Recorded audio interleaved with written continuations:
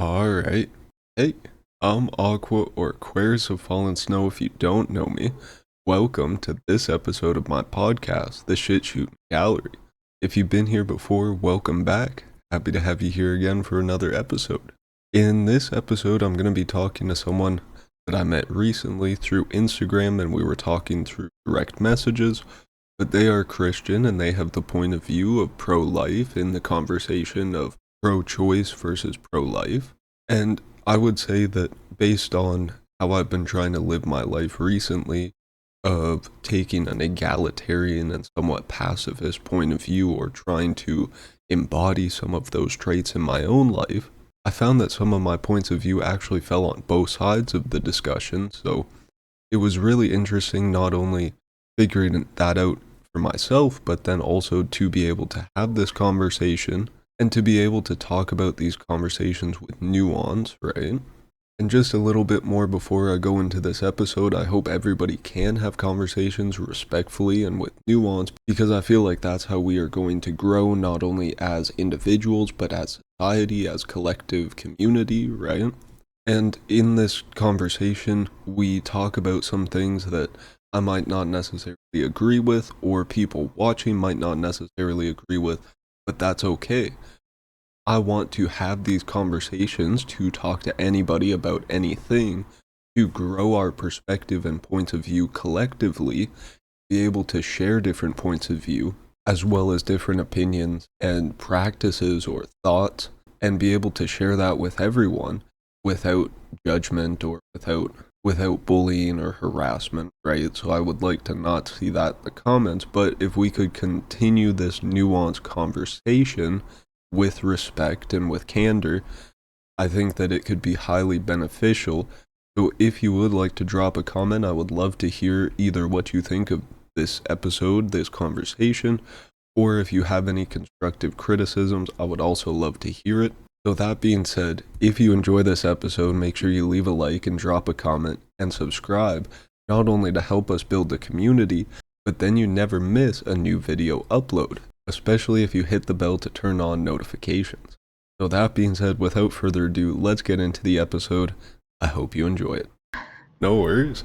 So yeah, I guess I came across an Instagram reel that was talking about the topic of pro-choice versus pro-life, and I dropped a comment on it, and we started talking through direct messages. But I thought it was interesting because I hadn't talked to somebody before who had this point of view, so I wanted to get more information for myself. I love doing research and learning other people's points of view. So I wanted to sit down and have a conversation and really hear what you thought of the conversation in terms of like why, I guess to start, would you say you have a Christian background, or what is your point of Um, view, I guess, on religion? yeah, on faith, I think it's I've been a credo Catholic, um, but I think I've been challenged in my pro life position because or worldview, I should say, because it came from a religious perspective. Until in high school, I met somebody that I think he described himself as an atheist, and I got bombarded with a lot of questions that I didn't know how to answer. And I just kept referring back to, we're made in the image and likeness of God and we have to respect life from conception.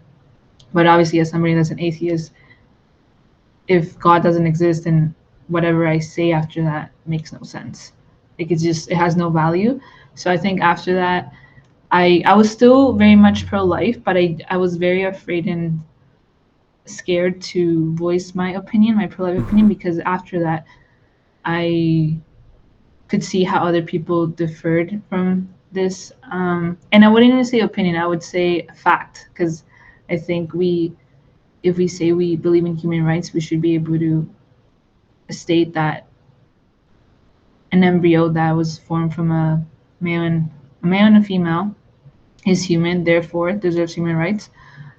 So this fact that has been, I guess, hidden or lied about, and other things, saying that abortion is healthcare. But yeah, I guess going back to the faith question, I could see how as I grew up, how it was. part of my life, but I never made it a very important part of my life until I got to university. And there was a moment where I kind of, because I wanted to focus on school, I kind of stopped going to church. But then, and this means just like Sunday mass, like going to Sunday mass. Um, but then I just felt like there was a piece that was missing, not like a piece from a puzzle, but like a piece inside of me that was missing. And I guess, yeah, I just took it upon myself to start exploring, because there was a chaplaincy center and there was students my age practicing their faith, very passionate about their faith. And everywhere I would go, as I had grown up to that point, it was always people that were older than me, old ladies, the old lady with the rosary. So it was very refreshing to see people my age practice their faith. And I think after that, I gained that perspective of making Jesus center of my life, not part of my life. That's awesome.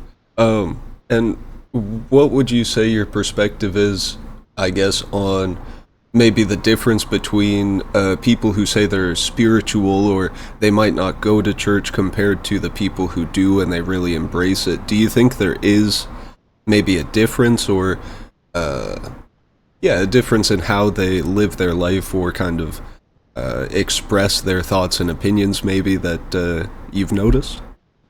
I would say you can be spiritual for sure.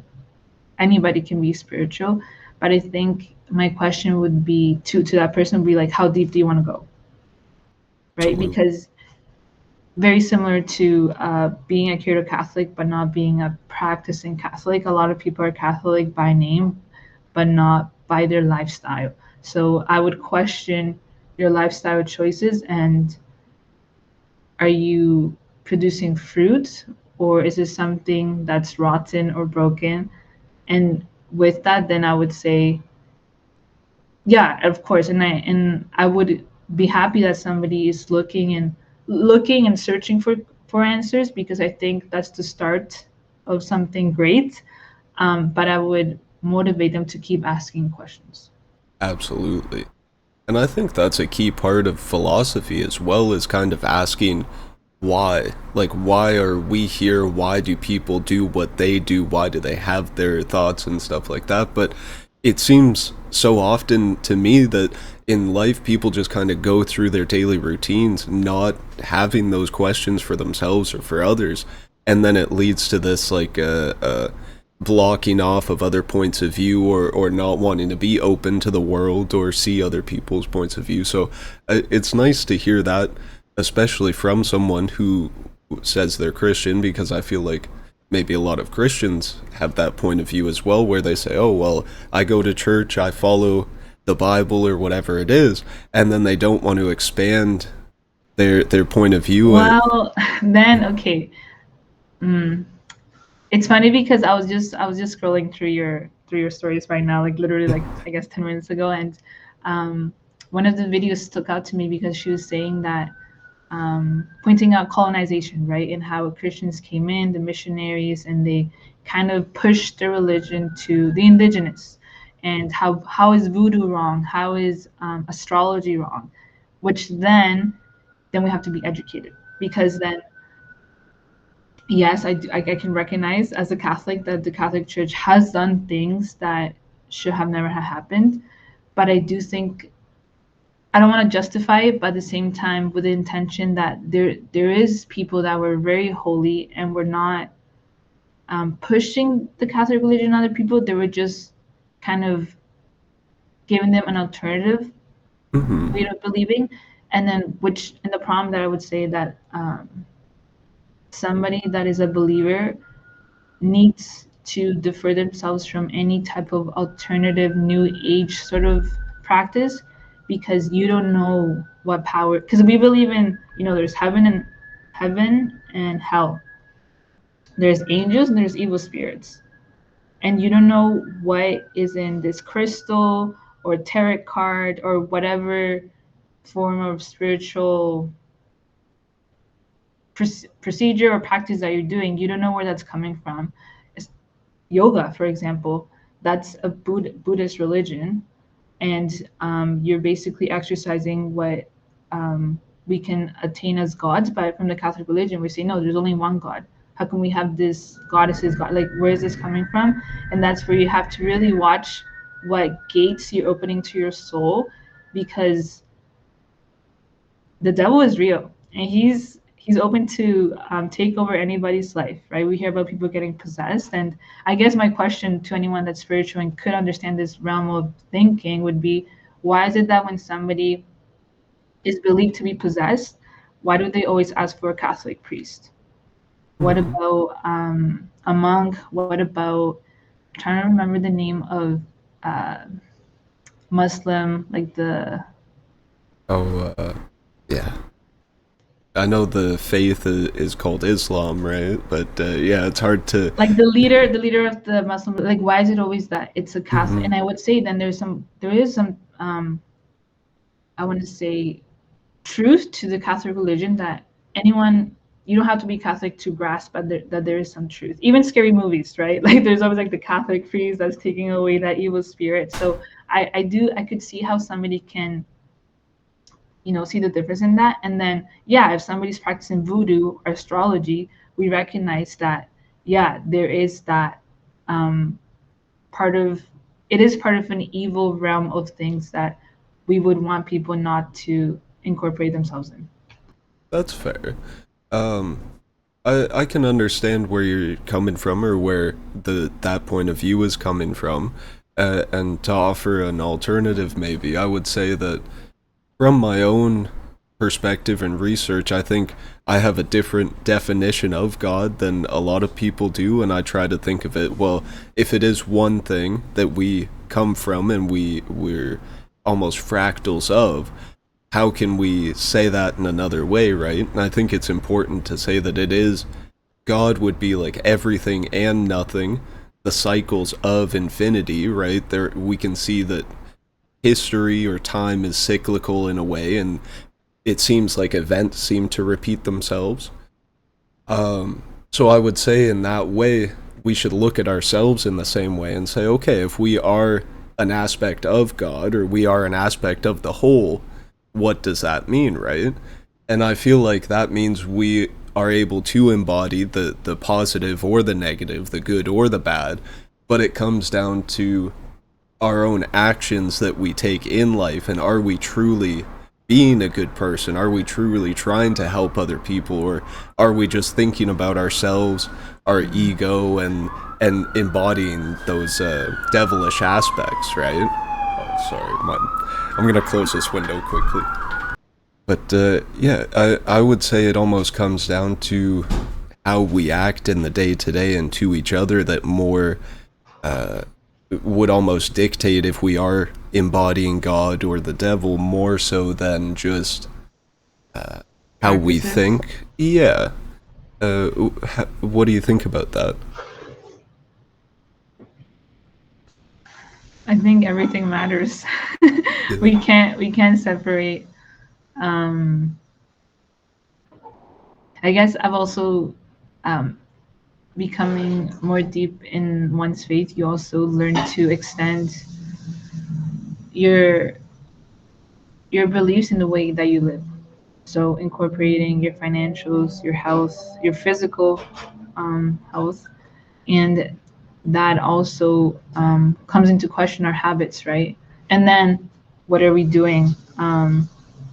Because, for example, like an easy one could be horoscopes. Like, why are we looking into horoscopes? If we're saying we believe in God, the beginning, the end, the one that gives us what we need spiritually, then why wouldn't we to let a piece of paper tell us our destiny? It's like Hmm. you're putting something of the world as your God in a way, right? Because you're letting this thing tell you this is what's going to happen in your life. But if we believe in a God, we believe in the Bible, and then we could look at the verse that's simple as like, I walk by faith, not by sight.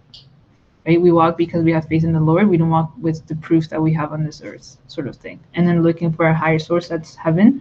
Um, but yeah, I think it's all encompassing. I don't think, which I think is very beautiful. Yes, we have to treat others, right? The golden rule, right? I think that's what you're getting at. Like, we have to treat others with dignity, with respect, And I think we can all recognize that. And I think, yeah, even with this golden rule, that's why I think I'm such a passionate pro life advocate, because if we are saying that, you know, um, we're advocating for people in someone with a disability, example, somebody that's autistic, somebody that has Down syndrome, right? We should give them the same respect, the same dignity as anybody else. The janitor at school, the janitor at work, the same dignity. And then here we have this little fetus or embryo, right? The beginning stages. And then we're saying, oh, because you're in a different environment, I cannot see you, you're a different size, then I can overpower that and get rid of you, basically. And Okay. so that would be like, because and you said it so beautifully, like we all believe that we should care for one another. So then why is it that we pick and choose who gets those rights? Absolutely. Yeah, that is yeah, that is a good point to make because I do agree that yeah, we should hold egalitarian values, and it's hard almost to come to a conclusion on this conversation because I was seeing Judas Thompson was somebody who came up with a an argument for it, saying like, well, yeah, every what is it? The baby has the right to life, but it doesn't have the right to take advantage of the mother's body in a way. And it made sense to me in the sense that if we all have, you know, we should all have the right to life, but then what are our rights while we are alive? And we should have, in my opinion, the free will to choose what we do with our body. And in that case, then it becomes like if the if a woman becomes impregnated not to her own accord or against her will, then it almost seems like going against her rights to say, okay, well, now you have to carry this baby to conception, because then it opens up more questions of like, okay, well, when this baby does come into the world, are we going to be able to take care of it and treat it fairly and equally, or is it going to unfortunately go into foster care and then not be taken care of or potentially be abused as well, right? So it, from that point of view, I feel like it almost comes down to like, can we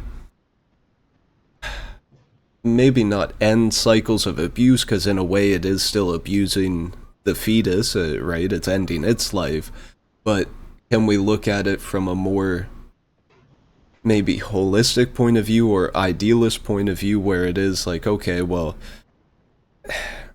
is this like the right decision overall for society maybe? And it's unfortunate to say because I wish that we could you know, have all the babies or you know, all babies are conceived willingly and of you know, but it's tough, right? It's a hard conversation to have, I feel like, but I'm very grateful that we can have this respectfully and we don't have to be yelling at each other or whatever. Amen. Yep. I think you said something. You said a lot of things. I think you mentioned, just to like kind of understand where you're coming from. You said, yeah, that basically when a baby's conceived, now they're the ones taking advantage of the mother's body. And then I think you also mentioned how we should have rights over our own bodies, right? We Hmm. should have the right to. And then you mentioned kind of like, okay, what about somebody is sexually abused, right? Okay, so to to kind of um, get on your first point, um, I would. Who was it that you hear this from? I forgot her Her name. name is Judas Thompson. Judith Thompson. Thomson. If anybody wants to look it up. Cool. Um, I think that there's gonna be random. There's a children's book. It's like the mouse and the lion and the mouse, and then this is like a children. This is like very basic um, ideas that we understand as children. So who is the powerful one in this scenario? Is it the lion or the mouse? Like Uh, I'm asking you straight. in nature, I guess it would be the lion, right? And why? My question would be like why? I guess. Well, that was my first instinct, but I remember seeing MythBusters showed the.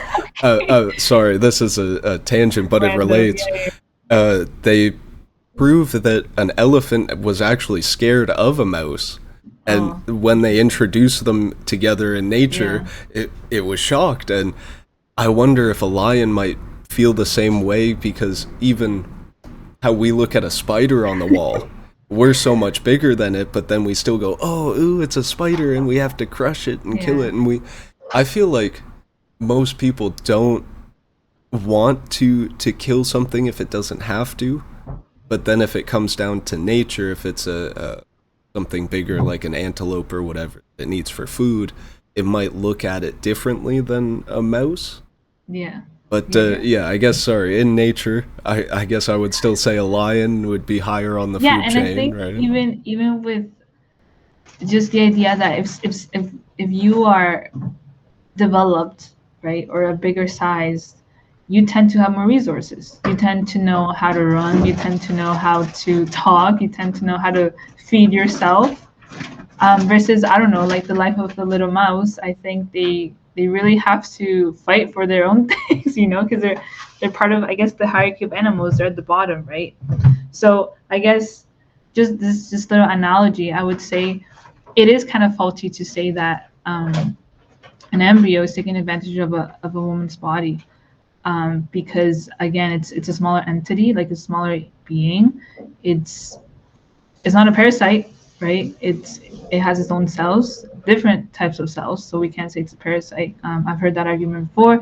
And then the second point I would also argue to that is that actually there is, I think it's after the baby is born, or during, actually no, it's during the gestational stages. The stem cells of the baby, or this sort of mechanism where the baby actually goes into the woman's body and regenerates the mother's own cells.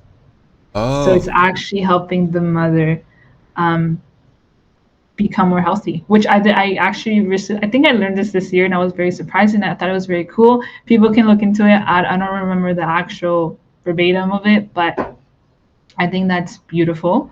And it's biological, right? Like, I'm not making this up. People can literally go online and look. Like, anyone that studies biology, I'm sure you guys would know.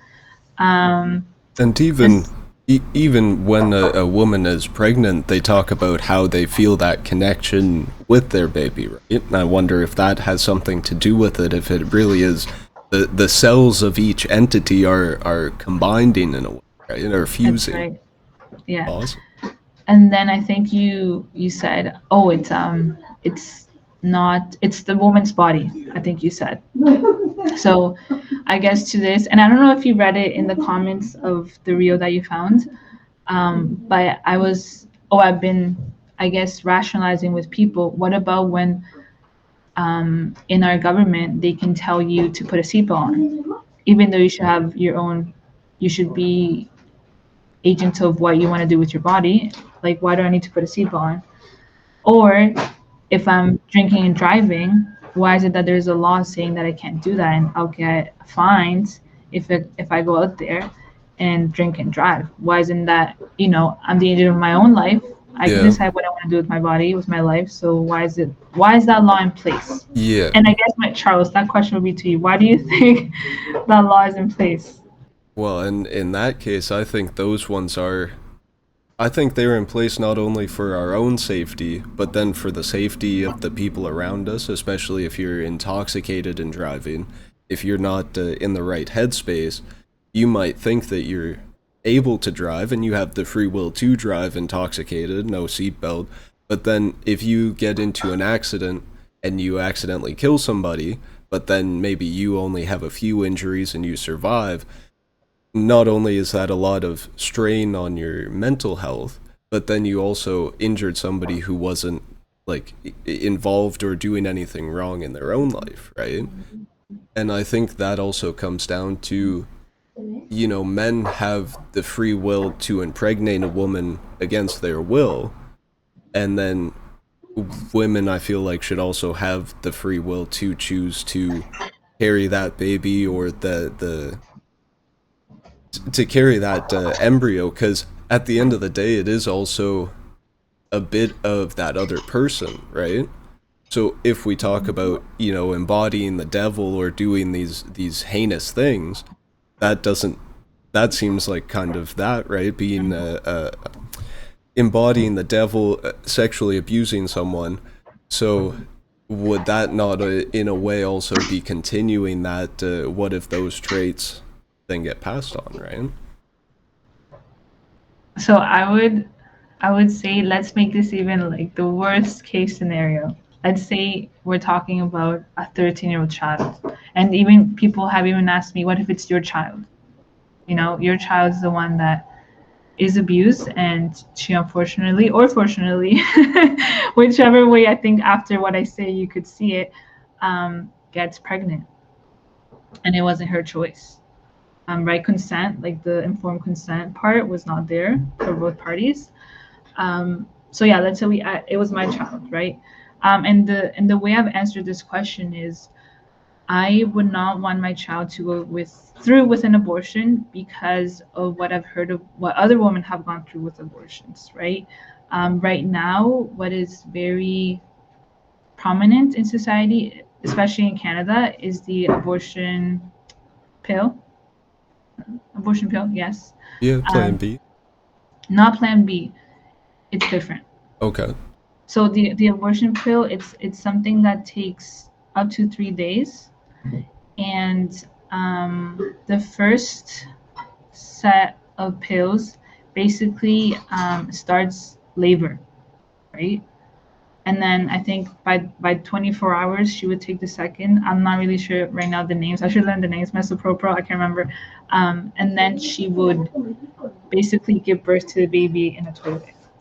So and then people could argue, what about the other method of abortion? You know, the suction. You know, it's like sucking out the baby, or they're freezing the heartbeat, and all of this is gonna happen to my through my daughter's body, right? Like it's inedible. And then the other option, the other alternative would be for her to give birth to this baby. Right. And that's neither really seem like, well, sorry, the pardon me. Neither of the options you mentioned before for aborting the baby seemed very neither seemed very good, right? Like, it doesn't seem like a very fun process, no matter how you look at it. Yeah, so and if that's the case, right? I think and people even okay, then you're gonna force somebody to give birth, and it's unfortunately I'm not forcing anyone, right? Like nature is already doing what it's taking course of what usually how you were made, how I was made. It's just gonna take effect, and then the decision will be: is this child gonna give birth to a baby that's alive or a baby that's dead? And I do want to preface this by saying that it is a really hard situation. I'm not here to sugarcoat it. I'm not here to say that it's not something that doesn't happen because that would be very ignorant for me to say that. Just to like prove that, we need to protect all the preborn any preborn child, but we also need to protect the mother, right? This child. And another thing that I could say is this book. It's called Transfigured. Patricia Sandoval wrote it, and she speaks about each chapter she talks about different things that have went through her life. So she experienced homelessness, drug addiction, really toxic relationships, and then abortion because of the toxic relationships. And she goes on to talk about suicide, how because of that one toxic relationship, then she started this self-deprecating behavior of taking not caring about her body, not caring what happened to her. Guys could just, yeah, basically sleep with her and there would be no ramifications. But she didn't, she saw it as a coping mechanism to feel better about herself, right? And then I think she got pregnant 3 times. And then she saw just how after that first abortion, more addictions came into her life, more depression, more anxiety, things were just kind of like slowly spiraling down. And unfortunately, I've studied psychology and we never talk about abortion being a cause for anxiety or depression. But I do think it's something, I think 1 in 4 women or 3 women get an 1 in 4 women, I should say, 1 in 4 women get an abortion in Canada, and we can look at the stats, right? They are very high, and it's not a surprise, I would say. But then obviously we never, because it's so, yeah, you are censored if you talk about abortion. Which, having been censored for talking about, I might even cut that out. COVID. Yeah, I know all about it, and it's unfortunate that we can't have nuanced conversations about these Mm. topics because I feel like that's how we grow as a society, is to really talk about it and not just take like one side or another and just yell at people or argue about our points of view. But I could say I definitely agree with I guess, the stance that I believe that everything happens for a reason in life. Mm. So is potentially going through a negative experience something that could lead you to a positive outcome in the end, right? And I think that is kind of the philosophy that is being embodied here in Mm. this in the pro-life side of it, because yeah, if we say like, even if it is a terrible event that happened to create the baby, should we not, give it the chance to see if it's the next great person that'll help our society or change things for the better? I think it is a valid question Or as what well. you said, because I think you even said, what about passing on the genes of somebody that's a criminal, basically? And to that, like I said, we want to treat everybody with dignity and respect. And I am no one to decipher how you're going to live your life. Even if you were, yeah, a person that is despicable, to be honest, I am in no power to judge based on that you get to live or not. And, we're talking about the criminal, let alone the baby that's inside the womb that's innocent. Right. And even just to aid back to kind of like what I was saying, like if it was my child, I would, yeah, I would probably want to find a counselor for her, and somebody that's safe to counsel her, because to let her know that she to empower her, because she's able to, she basically has this life in her hands, and she can decide whether or not it lives or dies. And I think, what a beautiful way to kind of like what you're saying, to go through the sorrow of being able to, okay, yes, even though and people are gonna be like, how can you say this, like it's a young child, like you're putting through so much, and it's like she's already went through so much. And the trauma of abortion, I think, would be way worse than her going through with the pregnancy and knowing that she is able to give a life to this innocent life, right? To be able to give this gift that, we all have. The reason why we can argue, and not argue, but kind of have this conversation about it, is because we're here. We are outside of the room. Somebody, our mothers, had to go through pregnancy for us to be here. And even pregnancy in of itself is not an easy process.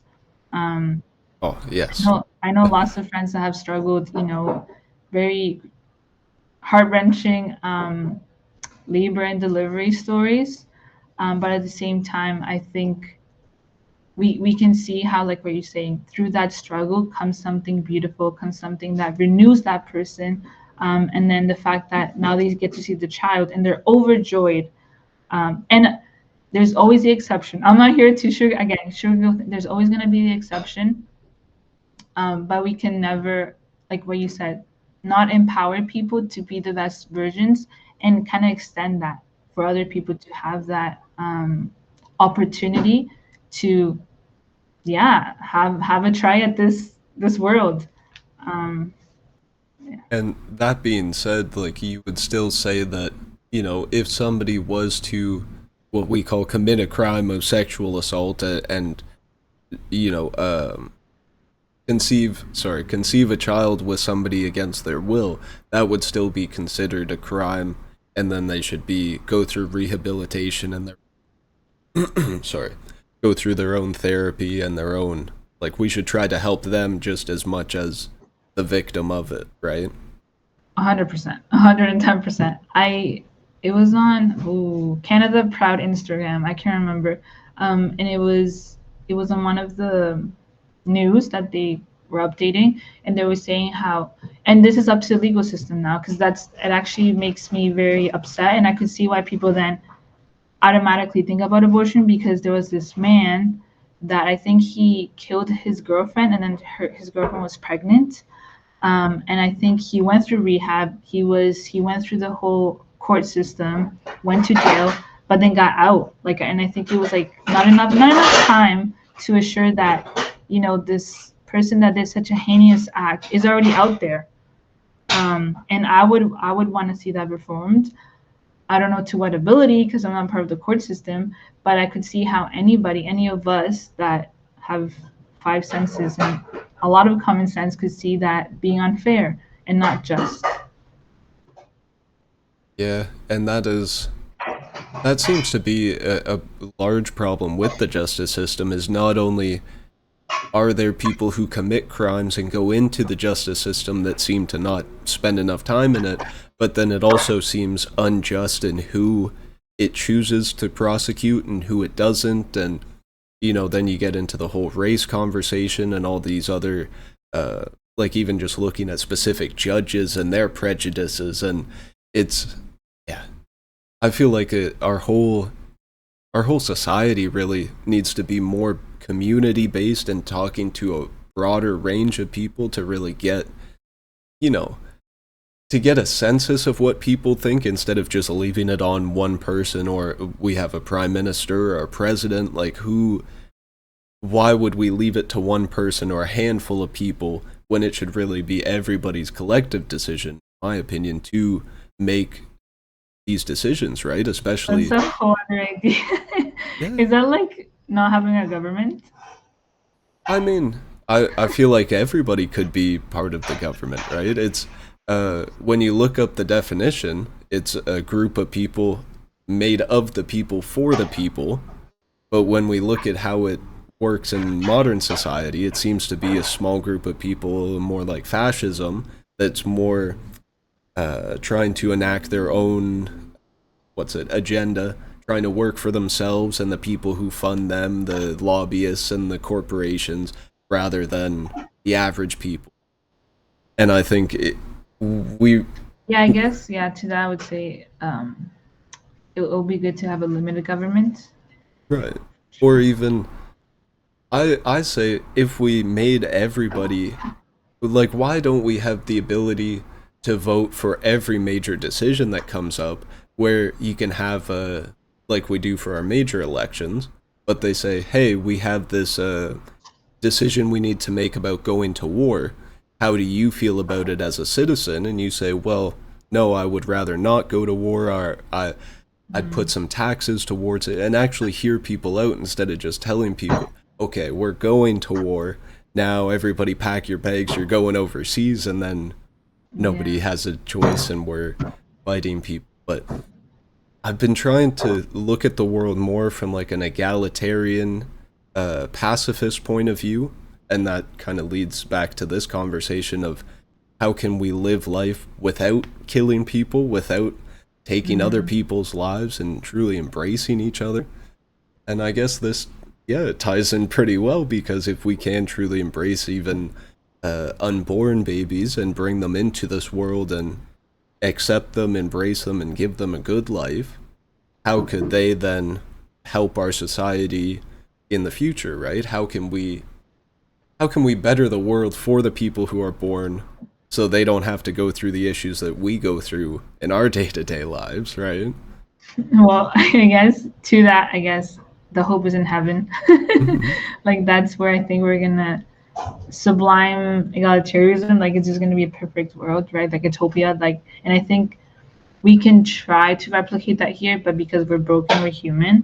Because of original sin, and because we always want to be advantageous to what we want, that goal is really hard. Um, I guess something that I've thought about as well, because yeah, I think you mentioned the foster care system, adopted services.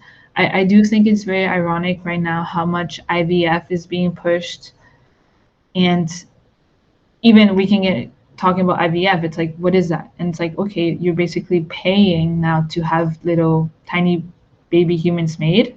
And then Mm, now you're paying for them to be inserted into the mother's womb. And then now you're picking and choosing who gets to live because of the quality of the embryo.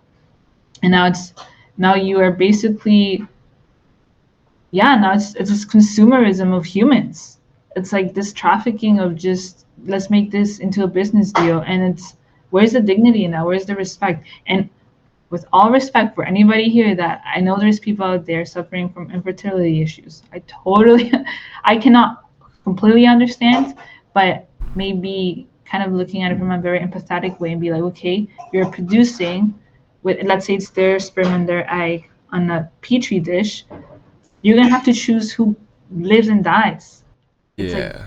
would you rather go through that process, or would you rather go, oh, let's see, let's look at open adoption. Let's see if somebody out there is looking to give up of their baby. And that's not promoted enough. And I ask myself why that's not promoted enough, and why abortion is just, that's like the number one thing that I think is being recommended. Because if the other alternatives were recommended, I think people would in a way be more pro-life. Like society, I know Quebec last week, they literally just had a pro-life walk, and they had bombs, like noise bombs or fume bombs thrown at them, but they were walking peacefully. But in order to see that alternative, I think we have to build in our education system. Because I talk to a lot of students, and the first option would be like, no, like, you, my body, my choice. Abortion is healthcare. Like, that's, the lingo is already so repeated, so repeated that that's all we think about, versus looking at alternatives. No, how can we safeguard this life? There has to be a, especially, or people, couples that are looking to adopt a baby. What are the options? As infertility is rising. So, and we're, 300, 300 in Canada a day, 300 babies. That's the stat, because it's That legal are all through being my. aborted, eh? We're similar. We have the same abortion laws as China and North Korea. Oh, yeah, and they, yeah, I wonder if in China it is people voluntarily doing it from their own choice, or if it is more like North Korea where it might be more enforced or imposed on them. But yeah, that's interesting that you say that because yeah, I think it does come down to like everybody in life, no matter who you are or what you believe. I feel like everybody is able to be, manipulated or brainwashed to a certain extent by propaganda or just people's talking points. And I think it's really important to discern between what is somebody else's talking point that you are like repeating or what is your own ideas, right?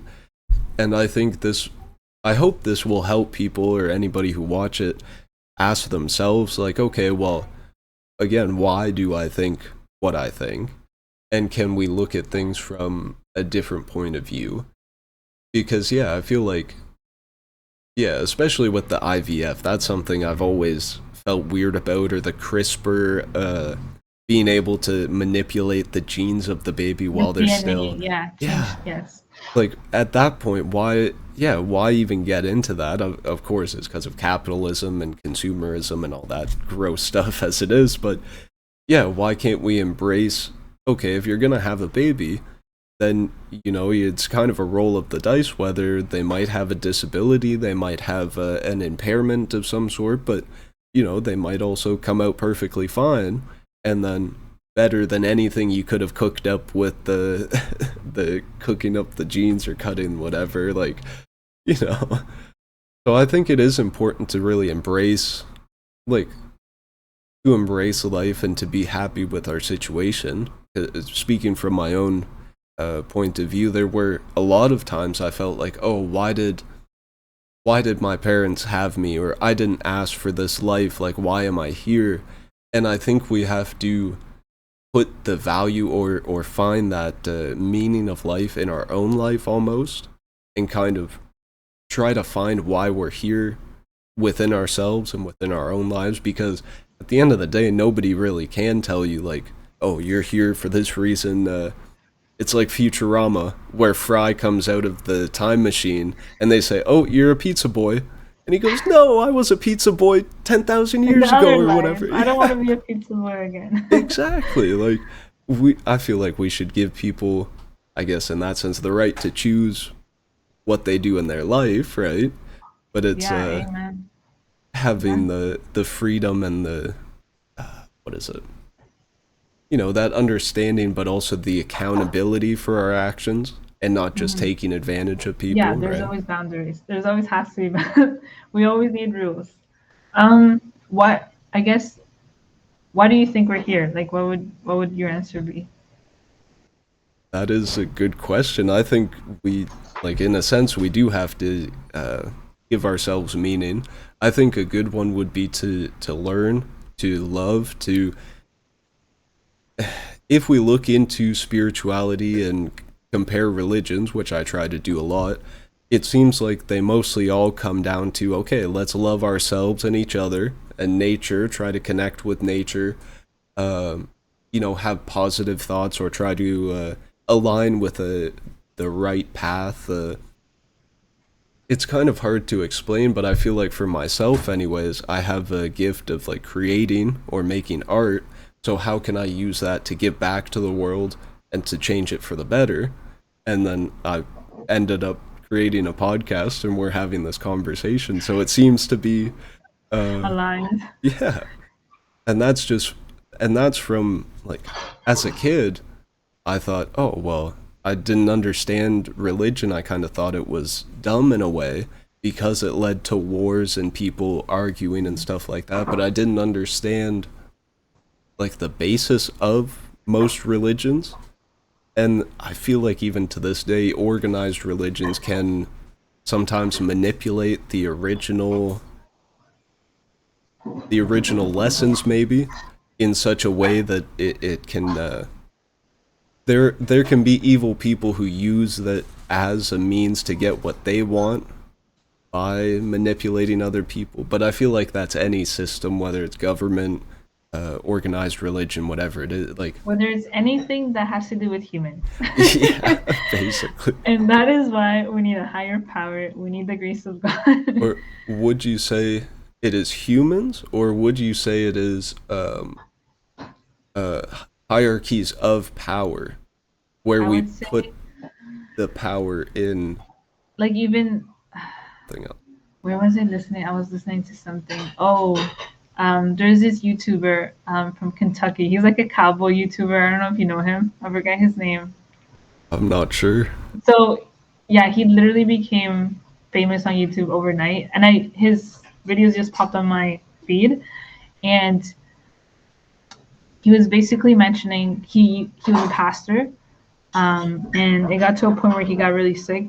He had like a heart issue, and his thought process was like, okay, well, I guess that's good because if I have a heart issue, I don't have to keep on living. And because he answered it that way, it kind of startled him and kind of surprised him because the good answer would have been, oh, like what do I have to do to get better versus I'm just gonna stay here and just okay, well, my life's almost over, so I don't really have to change or motivate myself to improve. And that, yeah, that really like impacted him. And then what he was saying was that you have to really look at yourself and do people like me? Am I doing things that I'm supposed to be doing? And that's why I say it's very human because I I cannot change the government. Even if I wanted to, I have to start with Oh, myself, yeah. right? And I think with um, my faith growing each day and me trying to be a better person and growing, I think it challenges me every day. Every day I'm like, oh yeah, I shouldn't have done that. I shouldn't have said that. I shouldn't have acted like that. I should have had more charity towards my brother and sister in Christ or whoever it is. I should have shown Christ the light, right? He is the light, he is the truth. I should have shown, I shouldn't have gotten irritated or upset so fast. I should be more patient. I should be more kind. I should be more merciful. Like all these things that the Catholic religion, in the word was made flesh, right? And that's why Christ sent into our humanity. He knew how broken and deprecated we were going to be, and he wanted to show, hey, I have your back, right? Like you're not alone. I'm here with you, and I know what you're going through. I know what it's like to suffer. I know what it's like to be betrayed. I know what it's like not to have anyone by your side when all the apostles left him. I know what that's like. So please, um, if you need to talk to me, you can talk to me. And it's kind of like, again, having like that, putting Jesus at the center of my life and being like, I can have this personal and very intimate relationship with you. And even if my friends fail me, my job, my talents, I have to go soon. But I guess just to kind of wrap it up, like I was very sick in a period of my life, and my job, my school, everything was gone. You know, you're bedridden, and where's your worth there, right? You start questioning, like what you're saying, why am I here? What's the point of living if I'm just gonna not do anything and just lay down, like sleep? Because most of the days, all I wanted to do was sleep, because I didn't want to think about, my thought process of how negative it was. Of nothing's gonna get better, what the doctors tell you, and then it's a very dark moment that you can definitely not see a way out. But I do think through looking for that light, which for me it was, I think, my family and friends that were around. They didn't, when they visited me in the hospital, they didn't have to say anything, just their presence. Um, and then reminding myself that I think in a very cool way, and I guess with the Catholic religion, it's like, well, how can I pray for you? How can I offer this suffering I'm going through right now for you? And that gave me value. That gave me something to look up to the next day where I didn't feel my best. But I knew other people were suffering. And I think that's also even today, right? Like I'm going through things, you're going through things. I don't have to be I don't have to be bedridden to know that people are going through things. It just makes that experience more visible and more human versus something that's invisible that's going into our lives. But I do recognize that Jesus recognized that we all are going through something, but that shouldn't deter you from waking up the next day and trying again and just challenging yourself, right? Because the government can fail you, your job again, right? Anything can fail you, but the Lord, the higher power, will not. And I think that just it's I don't know, it's like a greater hope. And I think I just rambled a lot right now, but um, It's that's just like the train of thought. Yeah. it's like a light at the end of the tunnel to kind of work towards, right? Absolutely. Well, and I'm happy to hear that you have been feeling better and we're able to talk and have this conversation. If you'd like to do it again, I would be more than happy to have you on and we can continue this conversation and talk more about whatever you'd like. Awesome. But yeah, thank you so much for coming on, Anna. I hope you have a good night, eh? Yeah. Thank you. God bless.